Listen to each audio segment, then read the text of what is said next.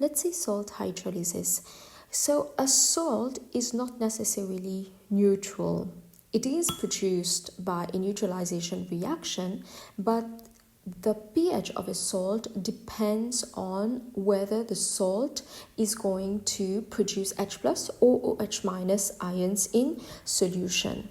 So depending on the nature of the salt, a salt can have a pH 7, can have pH above 7, or can have pH below 7. So depending on the type of salt that is produced, from the type of reaction that produces the salt, the pH is going to be different. So strong acid, strong base, they produce a salt that we know has pH 7. We've seen it in the pH curve. But why is that so? So the HCl, this is a strong acid, and NaOH is the strong base. Strong acid, strong base will give you weak conjugate acids and weak conjugate base.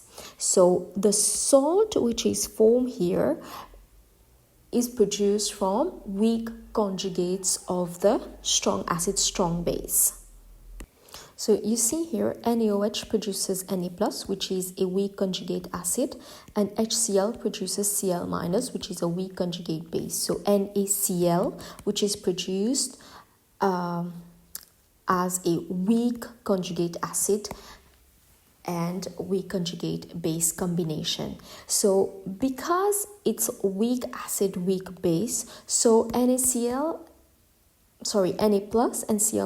will not be able to hydrolyze water. They will not be able to produce H plus or OH- in solutions. And because they're not able to do so, they are neutral. So this is why the pH is 7 at neutralization, because Na+ and Cl- are not able to hydrolyze water. Now for a weak acid, strong base reaction, the weak acid, so here you have the weak acid, and here you have the conjugate base of that weak acid. And the conjugate base of a weak acid is going to be a strong base. Now, here you have the strong base, and this strong base gives us the weak conjugate acid. So it means that the weak conjugate acid is not going to be able to produce any H+, but the strong conjugate base is going to be able to produce OH-.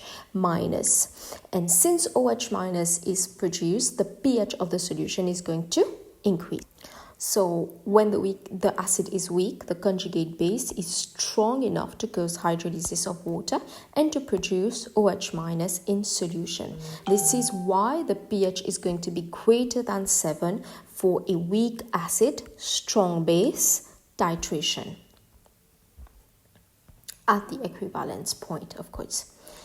Now for a strong acid, weak base, the weak base is going to produce a strong conjugate acid, and the strong acid will produce a weak conjugate base. So the weak conjugate base is not going to be able to hydrolyze water, but the strong conjugate acid is going to be able to produce H+. So it hydrolyzes water and produces H+.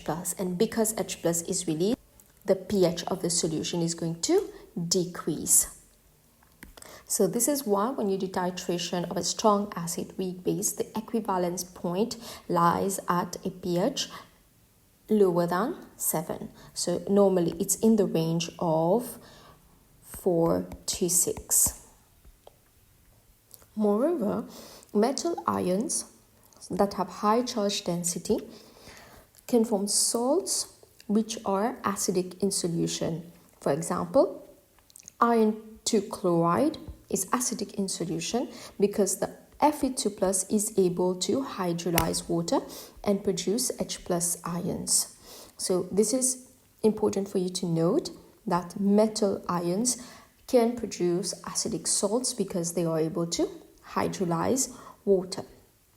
Now, weak acid, weak base can react together to form a salt, but the weak acid is going to produce a strong conjugate base, and the weak base is going to produce a strong conjugate acid.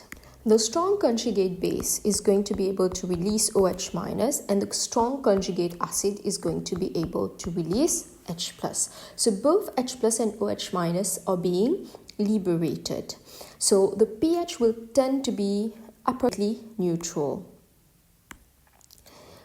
But it's not going to be exactly neutral. It's not going to be exactly 7, because the strength of the conjugate base and the strength on the conjugate acid will depend on the weak acid and the weak base. So it will depend eventually on the Ka and the Kb value of the weak acid and the weak base involved. So normally it's going to be around 7, but not exactly as 7, because how much H plus and how much OH minus is being produced will depend on the Ka and the Kb value of the acids and bases.